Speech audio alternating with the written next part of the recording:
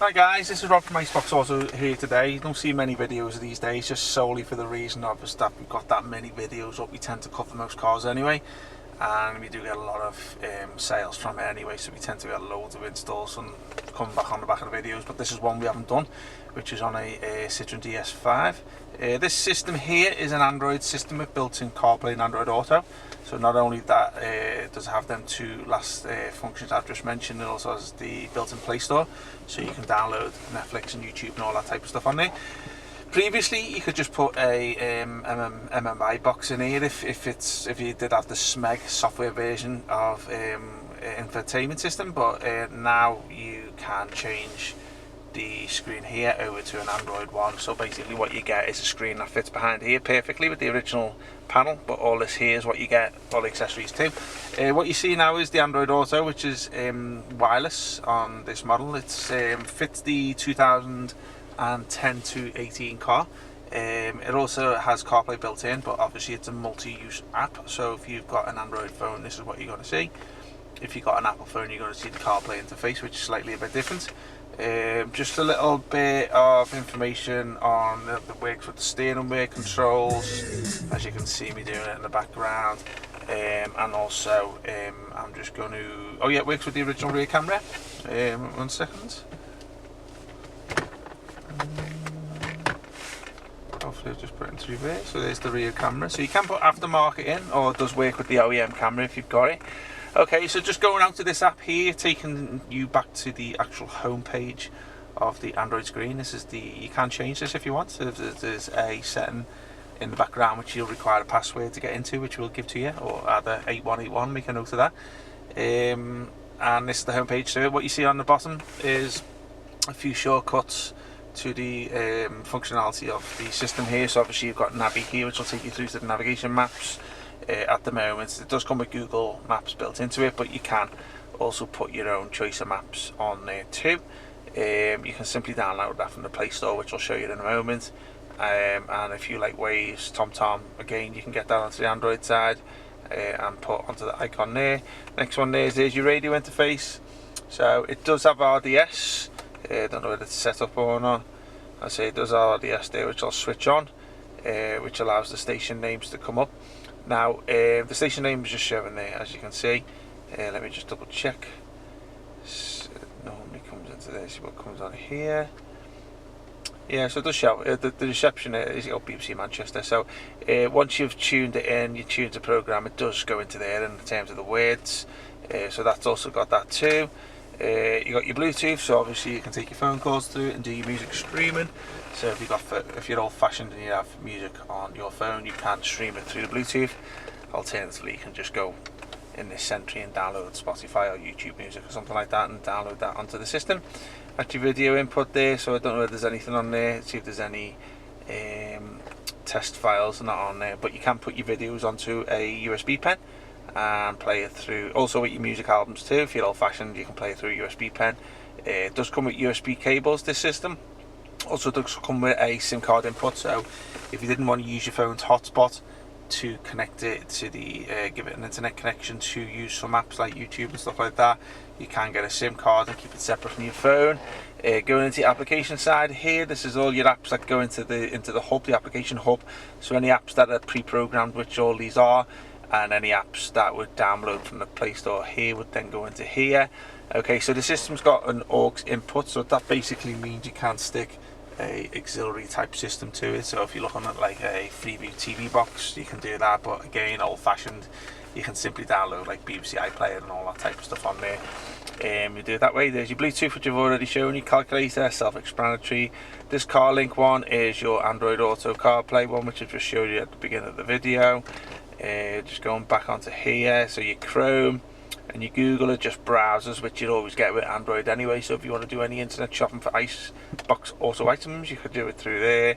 Again, it's going to need an internet connection, so i.e. you connect your hotspot on your phone to it or a SIM card. Okay, so it's got a built-in DSP sound processor in here too, which is good. So it's good for if your outputs, if you're into all your speakers and your subs and your amplifiers and stuff like that, you can have a little mess around with that there. So File Manager is quite useful if you are into putting apps on there that are not on the Play Store. So you can stick your IPTV on there, so if you've got that at home, which you shouldn't be saying, you can stick that on there by putting on a USB pen, plug it into there, and then the USB will show up there, and then you just select it and choose the APK in here, which is the file name which you download. So you can put third-party apps on there through that app there, gallery, self-explanatory, maps, pretty much you know what that is. There's your music. So again, if you want to put your albums on a pen drive, you can play it through there, plug it in, it'll show you all your album titles and stuff like that. Navi, self-explanatory, operation guide. So sometimes, well, most of the time, the factories do not put the paper version of the user guide in there, and they tend to prefer to put it on as an e-manual. It just allows them to change things if and when. So for example, what they tend to do is when you do a paper version, they tend to get outdated and they've paid all for the press for it, and then you'll add something to the Android and then it's not on the paper version, so they'll end up basically stuck with a load of paper versions that are obsolete. So they tend to stick that on there because it's a lot easier for them to update them in-house and then just read it on there. Play Store, this is where you go on to the Play Store and download your app. Now just to let you know that it doesn't matter if you've got an Apple phone. Even though this system is an Android operating system, people make the misconception that you can't stick Apple phones to it. It's totally wrong. Android just basically means this is where you download apps onto. So they download it onto the Android, and the Play Store will be through the Google Play. So don't worry if you've got an Apple phone, it works totally fine, but this is where you get all your apps from once you've signed in. Let's have a look. Radio, I've gone through that one previously. Settings, okay, so you got some car settings here. Give me 1 second. I don't think that. No, you don't have any car settings on there, because sometimes you do on that, but not on this car. Oh, sorry, excuse me a second, I've totally wrong there. I missed that one there. So your settings on here basically is just your back end of the Android settings. So as you can see, display, sound, GPS, general. Just a few things you can adjust on here. Factory settings, if you ever need that, is 3368 on this model. So that just takes you into settings here. You don't really need to play around with these unless we advise otherwise. So if you find something that needs tweaking on it, it's not working, just give us a shout, we'll tell you what to change. System info, just to let you know, this is our latest Android 14 system, which you can see here.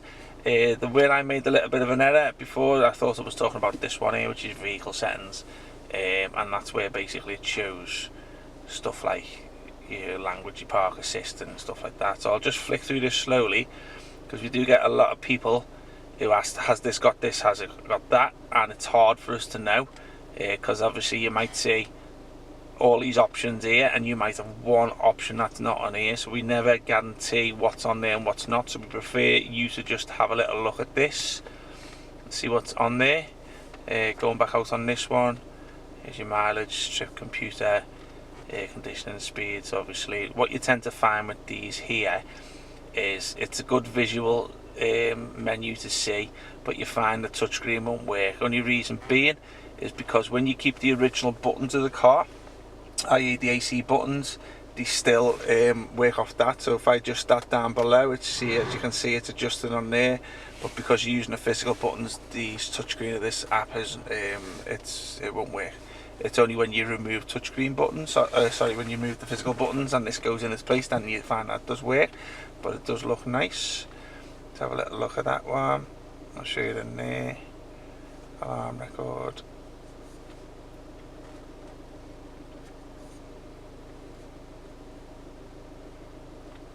That's your sound settings there too. I don't think you need to change that. I wouldn't change that one. It's a select model, but I don't think you need to change that one. Okay, touch assist. Just that brings up an annoying home shortcut button there. We hate it because it brings up just a little stupid icon in the front of the screen. YouTube, okay, so you know what that is because you're probably watching this video on it.